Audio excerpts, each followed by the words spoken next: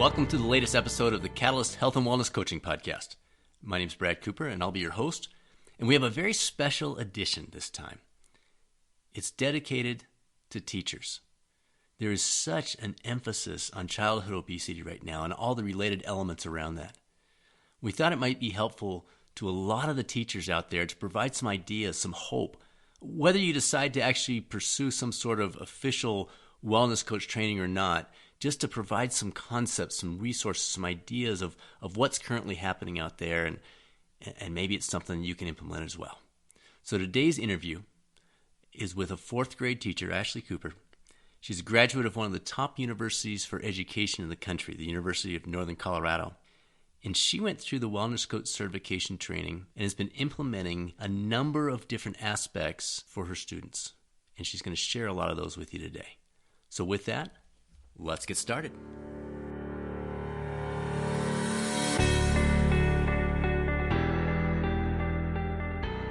All right. Well, Ashley, thanks for joining us here today on the Catalyst Health and Wellness Coaching Podcast. I'm very curious to hear what you have to say about health and wellness in the classroom. This could be fun. I think a lot of folks will be tuning into this one. So first of all, why did you decide to pursue the Wellness Coach certification in the first place? I decided to choose the Wellness Coach certification for a lot of reasons. So one of them is personally, I just wanted to be a better friend, a better girlfriend, a better daughter. I feel like it gave me the resources to really dive deep with people and help them get to the place they want to go. But from a professional standpoint, I am a teacher, and so I feel like as a teacher, I'm not only giving them content, giving my little ones things to learn, but I'm also there to help them become the person that they're meant to be. And I feel like the Wellness Coaching certification gives me more resources to help them reach that place. So thinking of the educational setting, where do you see a need for wellness in general, and especially wellness coaching, or at least the tools that you learn as a wellness coach in that educational setting? So I think it goes back to in the classroom, I'm not only there to teach them how to do math, but they're in class every single day for 8 hours, and they're learning how to interact with people, learning how to eat healthy, they're learning how to eat not healthy, how to do fitness, they're learning whether they like to go to PE or they don't like to go to PE. They're making all these decisions all the time. And so I think that wellness and wellness coaching is so important in the classroom because you're setting these standards for the kids and habits that they can take in the future with them. Like they're only 10, but they still have to make these decisions every single day, and it's going to affect them in the future. Okay, so wow, like that's so many good points there. Let me take a step back. You went to one of the top universities for education in the entire country. I'm thinking, because what you said makes so much sense, it is important, it's critical. Did you get a lot of this type of wellness-centric training? Maybe not wellness coaching per se, but wellness-centric training during your undergraduate years? No. So in college, what I found is a lot of the professors I had, they were very knowledgeable about how to teach a child to read or how to get a child to understand this math problem 10 different ways, which is very important, and I'm very thankful for those lessons. But I think their model of education that they were trying to teach us was more like you sit down in a classroom, you learn this content, and then you leave at the end of the day. I think education now is leaning more towards every single one of the kids in your class is different. Every single one of them needs different instruction. They all need different fitness levels during the day. They need different activities, and they need to learn to collaborate and all of those things. So that is something that I did not get in college, but I'm having to learn from my coworkers now and having to just try stuff because it's important. So you went through this Wellness Coach certification training. How have you been utilizing the skills, the techniques, different resources, those kinds of things that you learned with your students, but then as kind of a part B to the question, with friends or coworkers or other people that you interact with? So with my students, I feel like the biggest thing about wellness coaching is that you're not trying to get a person to a certain spot. Like you're not going into the coaching session saying, okay, I want this person to lose weight. And in the same way with students, when I sit down with them and I'm talking with them, I'm not saying, okay, every single one of my students has to get 100% on this test and also interact perfectly with every other child and stuff like that. When I sit down with the students, I'm really trying to understand who they are and where they need to go and where they want to go. So we really, like in my class, goal setting is a really big deal. So we goal set every quarter. I sit down with my kids individually and they set a goal for themselves. And it's not just around math or reading. We do the goals for that, but it's also around goals with social aspects. So it's being kind to somebody or meeting somebody new or reaching out to somebody they hadn't talked to in a while. And so I think that wellness coaching has helped me remember that when I'm talking to them, again, I'm not trying to do this one-size-fits-all thing. I'm just literally, I'm there to help them and help them reach their goals and help them reach things that are important to them. When it comes to my friends and coworkers, I think the reason I pursued wellness coaching was to just have deeper conversations with them and help them see their value and see things that are important to them. And I think at work it's been good because when I'm talking to coworkers and they're talking about something that's bothering them or something they're struggling with, then I actually have tools and resources now to actually help them instead of just saying, oh, it'll be fine, or don't worry about it, or saying like, well, just do this. I can ask them the open-ended questions. We can talk through ways for them to make it better that fits with them, not what fits with me. So I think it's been really beneficial all around. That is so great. So we talk a lot about helping people become their best self in the more employee wellness setting that I'm more used to. But you're really saying the same thing with the students. Well, and coworkers too, but you're really saying that with the students. Yeah, so I strongly believe that children have all of the things that adults have. They're just smaller and they just haven't experienced as much yet, but they all feel embarrassment, like insecurity. They all feel that they're not good enough or they're not reaching the spots that they need to be at. They all have dreams and goals, and I think it's important to acknowledge that and then help them get to a different place just like we would with an adult. You described me pretty well there with all the insecurities and everything else you just mentioned. You're not supposed to do that on the tape. Okay, so next question. When it comes to the broader concept of wellness, and again, this is with the students in your class, the kids, do you focus just on, I've got little quote marks here, food and fitness? That's kind of what a lot of people will think of as wellness. So do you just focus on food and fitness things with the students? Or have you broadened the wellness piece to include other areas like, I don't know, sleep, stress? I know you mentioned goal setting. And then if so, any just fun little examples that you've seen happen? Yeah, so I definitely believe in wellness being like whole person, not just food and fitness. So we have talked in my class a little bit about healthy choices for snack, and we've talked about, we'll talk about working out or getting our steps in or something like that. But we also focus on, so every week we do another goal setting thing where they, on a sticky note, they write down a goal and it's around a certain thing. So this week it's collaboration, but a few weeks ago it was sleep. And so we talked through for a long time, actually, probably longer than we should have, how important sleep is. And we talked about the different things that can keep you from sleeping. We talked about how important it is to not be on electronics right before sleep. We talked about ways to get yourself to sleep easier and stuff like that. And what I found really interesting is when we were talking about it, I heard all of the excuses that all of my friends use for sleep, that all of the adults in my life use, such as, well, I'm really busy at night and I don't have time to go to sleep on time, or I have to wake up really early for school and stuff like that. And so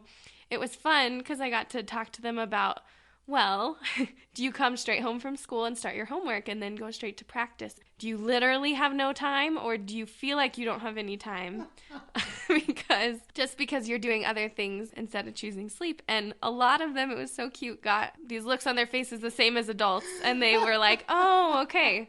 Like, you're right. I could be sleeping more. And so they all set goals around that. They had to set a goal around hours of sleep they got in the week. So it's not a nightly basis, because we talked about how, of course, there's times when you're not going to get as much sleep as you want, and that's okay. You can still have a good day, but overall, it's important to be getting as much sleep as you can. And so they set the goal, and then every morning, I didn't tell them to do this, but every morning, then like 26 kids would come up to me and tell me how many hours of sleep they got. And and as the week went on, then it was fun, because a few of them at the beginning of the week, they came to school and they would just have these sad faces. They'd be like, Miss Cooper, like, I did not get very much sleep. I got like 5 hours of sleep. And we would talk through like, okay, well, why did that happen? What was causing that? And by the end of the week, then almost all of them were getting 9 hours of sleep. or 8 hours of sleep, compared to before what they had been telling me of like, yeah, I go to bed at 1 a.m. and I wake up at 6 a.m. Then that's so much better. So it was really cool because they get nothing for these goals, for passing these goals off. It's just we're talking about it and they're being aware of it. So it's exciting to see the growth in that. You heard me chuckling, but I'm more amazed than humored by this, because the things you're talking about, as you joked about, it's the same thing that we say as adults of why we don't get enough sleep. But sleep is such a core thing. I mean, it affects everything. And then, by the way, side note, I think episode 3 or 4 on evidence-based coaching, we did a whole review of some of the recent research on sleep. So if you're into sleep and you're curious about that, you may want to peek back at that one. But wow, what a cool thing at age 10 to be able to tune into the realities. And I'm sure they realized, even the look on your face, and I know our listeners couldn't see that, but when you were showing what the kids would say when they came in and said, oh, I only got 5 hours of sleep, they realized it. They could feel a difference that day. And so you brought that to their attention. That's huge. Most adults have not tuned in to how important that is, and you have 10-year-olds tuning into that. So, wow, your students are lucky. All right, let's talk about this. Personally, did the wellness coach certification training have any impact in your own life? Just the things that you went through as part of that training.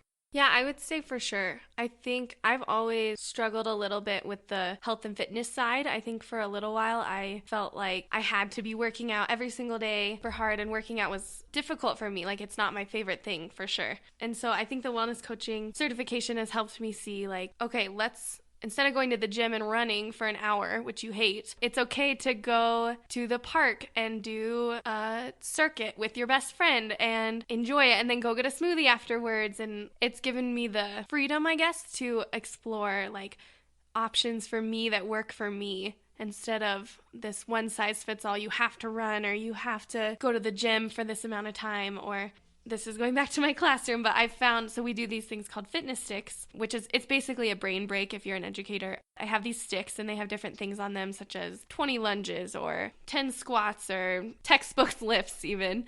And every time I'm seeing my kids starting to droop, because it happens, then we do a fitness stick. So I have a kid pick a fitness stick, and then we all do it as a class. But what I found is that it's really fun, because if I do 10 of those a day, then that's my workout for the day. Like, that is a solid workout. And it's been nice because that's fun and that's something I'm doing with my kids, but it's also exercise. And then for my kids, it's awesome because it's showing them, again, a fun way to do exercise, and that you can do it throughout your day, and that it doesn't have to be this like going to the gym thing. So yeah, I think it's just given me the grace and the freedom to really take fitness into my own and not let it control my decisions. You know what's going to happen here? You're going to have some company hear you and say, oh my gosh, this lady needs to be our wellness director. But anyway, really cool example with the sticks. I'd love to hear some other things. You shared some things with me off mic that you've done in your classroom to really integrate wellness into the classroom, and you've shared some of those. Any other fun stories of things you've done in any of the different areas of wellness? A few cool things with the sticks. So I have a few kiddos that just like hate PE. Like, they can't stand going, and I relate to that a lot. Like, I hated PE in elementary school. Like, I would actually fake sick every PE class, and I don't know how my parents didn't realize that was happening. I don't think anybody told them that was happening, but because I hated exercise that much. But with the sticks, they're exercising, but all of my kids love it. Like, they all get so excited all the time. Like, sometimes I'll be tired and I'll be like, we just have to get through this lesson. Like, I just want to keep going. And they'll be like, Miss Cooper, but, fitness sticks. Like, we can do fitness sticks. Please, can we do a fitness stick? And it's not my kids that are playing football. It's not my kids. I mean, they are too. They're excited too. But it's my kids that are not excited about PE. And they're excited about the fitness sticks. And I just think that that's setting such a cool example for them of, I can do this. Like, I can do 10 squats, or I can run across the room once. Like, I think that's really cool. Some other things, so with goal setting, then I asked one of my kids, or I asked the whole class if they wanted to read any of their stories, because we write stories in class all the time. And one of my most shy little girls, very, very shy, she raised her hand and she said, so I don't really want to share, but it's my goal this week, so I'm gonna share. And I was like, okay, like, please go up and share it. And so she stood up in front of the whole class, and she's never done this before, and she just She shared her beautiful story that she had written, and she did a great job. And as soon as she was done, she's like, okay, I'm done. And I loved it. And like, that's such a powerful moment for me of the importance of setting high goals for yourself but achievable goals, and teaching these kids that something that she would never do, she can do if she decides she wants to. So that was really cool. I really liked seeing her do that. This is just such cool stuff. The impact you're having, and we're not even talking math and science and English and writing skills and all that. They're getting that. But this is allowing them to do that more effectively while learning life skills that will literally change the rest of their lives. Thank you for joining us. This is awesome. You've shared some encouraging stories. Any others that you'd like to share? Just kind of fun things that stick out in your mind. You've put some things in place. You've implemented some different strategies and programs within your class. Any other fun little stories that you remember that stem from that? Yeah, we always have a snack every day in school. So in the morning, then they have a snack. And we've talked about, sometimes they bring in candy, and we've talked about how that's not going to help them in the day. So the whole purpose of a snack is to fuel them and to keep them going. It's fun because after I bring that to their attention, then some of them have been like, oh, like, you're right. Like, maybe I shouldn't have candy every meal of the day. Maybe I should eat real food. But also, it's been really cool food-wise because I made a promise to myself and to my kids that I would not give out candy as a prize. So a lot of teachers, which I understand 100% because it's good to reward your children, and it's sometimes kids will do anything for candy. And when you're a teacher, sometimes you just want kids to do what you're telling them to do. And so I totally understand giving candy. But I decided that I wanted to teach the fact that experiences are more important than junk food. So what I've done is we do a classroom economy, which is really cool. Not my idea, but I really love it, where if they do something positive, they get money for it. If they do something negative, they get their money taken away. And then once a week, we have something called a store, classroom store. And so I've created a bunch of things that they can do with their money, but all of them are experience-based, not consumerism-based. So, for example, they can have lunch with me and a friend, or they can be in the spinny chair, they can choose the song at the end of the day, or something like that. And my hope with that is that they will start seeing the value in moments and in adventures and in really putting themselves out there and trying new things rather than spending all of their time or effort on yummy food or candy. What advice would you give the teacher who maybe someone passed this podcast on to them and been looking into wellness coaching and they've considered pursuing a certification to enhance their skills and resources? If they were sitting here with you now and saying, Ashley, is it something I should really look at? What advice would you have for them? I would say definitely do it. I think as a teacher, it's becoming less and less of you're teaching them things, and it's way more you're a counselor, you're a friend, you're sometimes a parent, you're a coach, you're an encourager. You're so many things to them that I think it's really important to have the tools and resources to really understand them and to really get to know them as a whole person. The best teachers are really good in general at really understanding kids, and like they have a heart for kids and want to know who they are. But the wellness coaching certification, it takes it to the next level. So it gives you the tools and resources to actually do what you want to do instead of trying it on your own, which I'm sure you do a great job, but it just takes you to the next level. And I think that that's a really valuable thing. Great. So we have other teachers who've been through wellness coach certification. So let's say you're talking to them now, and they're saying, okay, I've been through the training, but I'm struggling to implement it. I've got some tools. I've learned the things that you've learned. Any advice for them on how to get started implementing or integrating it into their classrooms on a daily basis?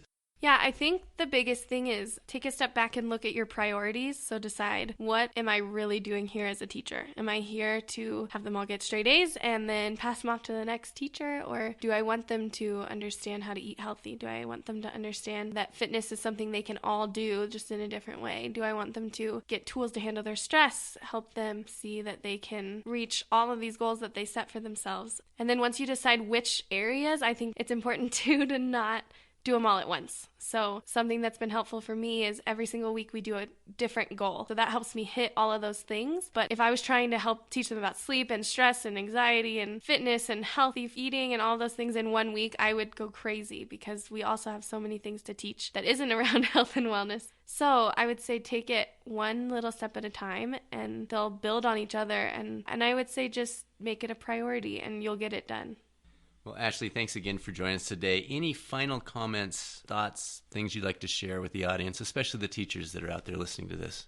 I would say one last thing is, as teachers, it's really hard to have a work-life balance. I think we come home and we're thinking about all of the kids in our class, and we're thinking about the problems that they're having, or we're thinking about how we didn't feel like we did a good enough job today, or I think we take a lot of things very personally, which is a good thing. That's what makes us good teachers. But I think it's really important, if you're teaching your kids about health and wellness, to also be doing it yourself. I think it's really important to be taking care of yourself and having time to relax and having time thinking about yourself and time to be finding what works for you with fitness and finding what works for you with healthy food, and even like modeling healthy food in front of your kids is awesome. I know I'm for sure not 100% healthy all the time. I've definitely eaten chips in front of my kids or had days where I am sitting down every chance I get. But I think it's important to be honest with them about stuff like that. It's important to say, these are my goals and this is how I'm working to attain them. And then it's good to say, oh my gosh, you guys, I did not reach my goal this week, and that's okay. And next week I'm going to set a different goal. I mentioned to my kids that my goal as a teacher, because we set goals as teachers with the principal every year, is to speak up in team meetings, because I have trouble, and I told my kids this, I have trouble speaking in front of adults because I get nervous that I don't have the right thing to say. And it kind of blew my mind how they responded to me being honest to them about my struggles, because they even said, they're like, but you talk to us all the time. They're like, but you're always in front of us, and you're always, and I was like, yeah, but I just struggle as an adult sometimes to do that with other adults. And so, but I think that helped them see, okay, I don't have to be perfect at everything. I'm not going to be perfect at everything. Like, my teacher can't even do this, so it's okay. But then still showing them that you're still striving for something, I think, is important, and that you're still taking care of yourself is important. Oh, that's outstanding. Ashley, thank you so much. Fantastic guidance. Thank you for sharing your heart, and I think it's going to go a long way. So I appreciate it.